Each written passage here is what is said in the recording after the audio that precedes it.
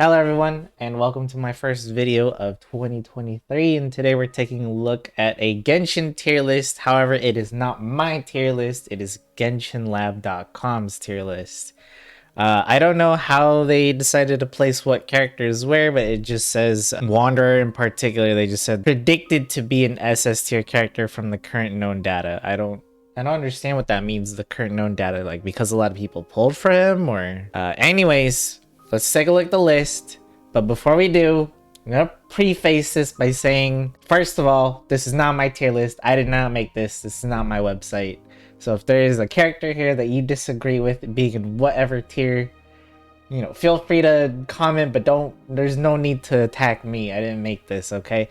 And second of all, this is just an opinion, and we're just poking at this tier list for fun, or we're just looking at this tier list for fun. I'm just curious to see what other websites say about other characters in Genshin. I haven't looked at this tier list prior to recording it. I can already see some of the characters down below though, but we'll take a look and just share my 2 cents on it. Feel free to agree, disagree, whatever, but there's no need to be typing insults in the comments. All right, let's get this started with the double SS tier. I don't actually do SS in my tier list. I just do S. I feel like that's enough, and then A, B, C, D. But all right, hey, you're welcome to do whatever. And it looks like you can sort it by elements.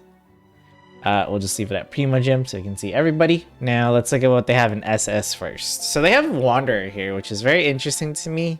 And now they said they just did it based on current known data. Again, I don't know what that means exactly, but what do you guys think about Scaramouche in SS tier? Do you really think that's true? Do you really think he's that great? Because to be honest, when I tried him, like I thought he was just, just a solid DPS. I thought he was just good. I don't know if he's like OP to the, the same league as like a Ganyu or a Hu Tao. If he is, let me know.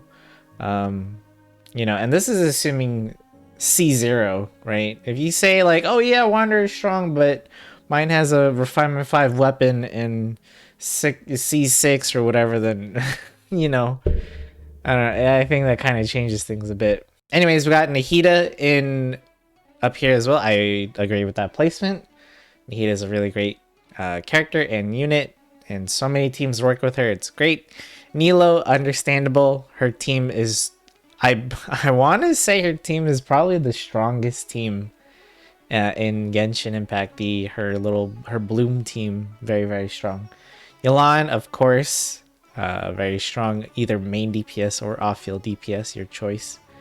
Raiden Shogun, of course. Ayaka, Zhongli, Ganyu, Kazuha, Bennett, Hu Tao. I mean, we've seen these characters tons and tons of times before. This is very standard and agreeable character choices. Jingcho, also good. Kokomi, very nice to see her at the tippy top for many reasons. I understand the placement with her being an SS, but personally I would probably just place her in S if we're going by this tier list standards, or if it was just my tier list where I only have S, she would be an A. That's just my opinion. Zhongling up here as well. Venti up here in SS, I disagree with. Maybe if this was the launch of the game or very early versions of Genshin, then, by all means, Venti is definitely up here or in the SS category, but I feel like he's more A category maybe in this tier list ranking. And then Zhao is up here at SS. Zhao mains, if there's any that watch this channel, be honest, do you really think he's SS? I would honestly put him in S. I know there's some bias there if I ask Zhao mains because they all really like the character, but some interesting placements here for sure though. A lot of them are standard, yeah, I agree, but the ones that for me are a little, I'm on the fence on is Wanderer and Zhao, and maybe Kokomi could go down a tier, but I understand that she's been in a lot of meta team comps lately and it's just only gotten better, so it's understandable why she's up here. Next up, we're going to move on to the just 1S tier. And my main is here, or at least the closest thing I have to a main. They have Yoimiya up here, which I agree. Yoimiya, as much as I like the character, is definitely not SS material or up there with Hu Tao. Although I would say Yoimiya has the benefit of being able to be used in more teams over Hu Tao. Now, just because you can be used in more teams doesn't make you a better character, unfortunately. but that's just something I like. Jean is up here at S tier. That's a bit surprising. Honestly, I'd put her at an A or B, but are you alright? Klee is up here, which I don't agree with. I feel like Klee is definitely A or even B tier. I feel like she's a character that's been power crept or not future-proof, not a future-proof character, because I feel like when she was released, she was really, really good. You know, and she was definitely one of the strongest characters in the game. She'd be up there in SS tier for sure. But over time, as more and more characters have come out, I feel like Klee has lost her place in the high ranks. I would put her in probably A, in my opinion. Eula's up here. Nice to see the best physical damage dealer up here. Albedo being up here is kind of interesting. I wonder why that is. For me, I'd probably put him in A. I still think he's good. It's just not too many teams want Albedo, and it's not Albedo's fault. It's more Geo's fault, right? Tartaglia is in S, which understandable. I feel like he could either fit in either SS or S just because he's really just solid DPS. But yeah, I understand. Like when you do compare him to like the top tier DPS characters, and I can see why he's a tier below. Oyato's down here as well. Arataki Ito, yeah, and then Fischl is also here. Tignari, that's a character I haven't heard about or heard of in no, heard about is the right term, in a long time. Ever since his release, you know, he was talked about and kind of just disappeared. Shenhe is up here. Yai Miko is up here, which I don't know about her being S, maybe A. Kachinga's up here for sure. Her Aggravate team is really solid. Sinnoh up here. Kuki Shinobu, definitely a good choice. Toma being S tier. Now, I'm assuming this is because of his new Burgeon comp. If this was pre-Dendro and pre-finding out about that team, I feel like he would be A or B. But yeah, I can see why he's S because of that Burgeon team. Let's continue down to the A tier characters, and we have Faruzan, which is at A. Not too sure. I feel like that's a solid placement for her because she is very niche, right? Like she can't work with a lot of characters. Just, you know, Zhao, Heizo, and Scaramouche, of course, just Animo main DPS characters. So I feel like that's fine.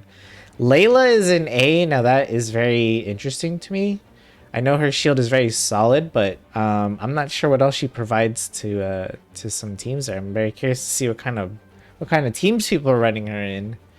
I don't know about that. I think I probably would have put her in B. Candace is in A. Again, another character that, as well as Dory. First of all, these two characters, I'm not saying they're bad. It's just, you know, they're just not characters I see very often or even talked about a lot. So I'm very curious to know what people are running Candace, Dory, and Layla, and like what teams are they being used on. Yeonjin in A is understandable, so same with Goro. Diona, Kujo Sara, Chi-Chi is up here in A. Now, I kind of disagree with that. I feel like Chi-Chi should be in B. Beto is down here in A, which understandable, but she could also pass for an S tier character. Her burst is really good. Sucrose is in A tier. This would be the equivalent to my B tier. And I put Sucrose in B, I think maybe C. And I got a lot of flack for that.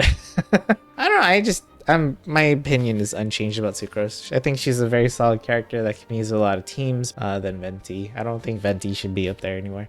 Rosaria in A, Noelle in A, which is surprising to me.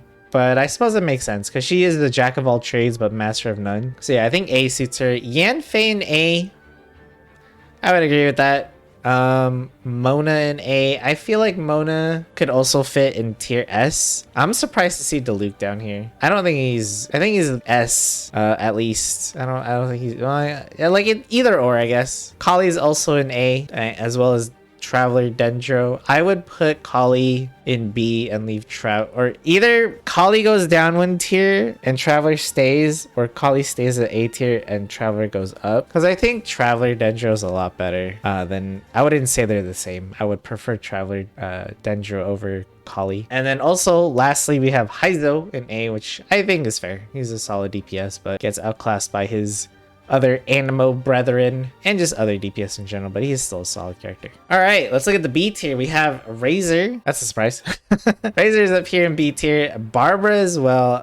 Understandable. If Barbara didn't freeze herself with her skill, you know, when you or using her in freeze comps, she would be at least A, because it's so annoying when that happens.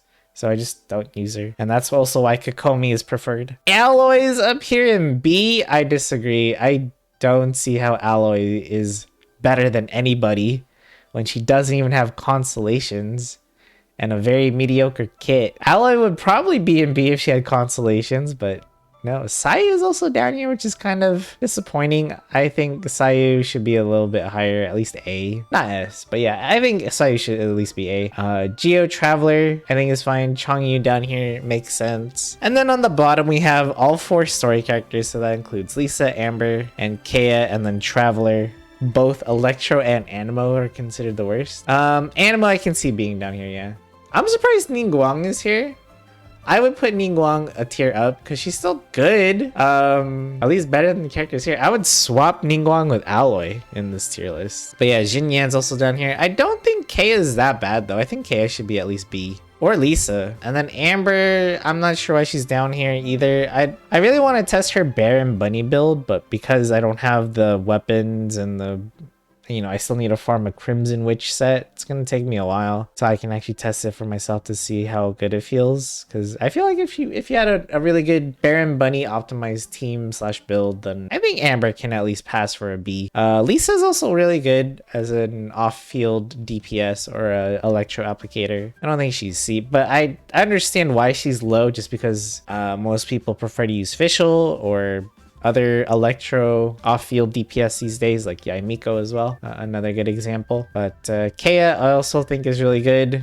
It is like his only downside is you have to be melee because his burst is so short ranged. But that's, you know, that's fine, I think. But that is gonna do it for the tier list. What do you guys think about their tier list? This is GenshinLab.com's right here on the top left. This is their tier list that they made and they'll update it. But yeah, I agree with, I would say like about 80% of this tier list. Only about, you know, a couple characters I feel are out of place here and there in my opinion, but hey, let me know what you guys think in the comments below, and I'll see y'all in the next video. Thanks for watching. Subscribe if you like the content.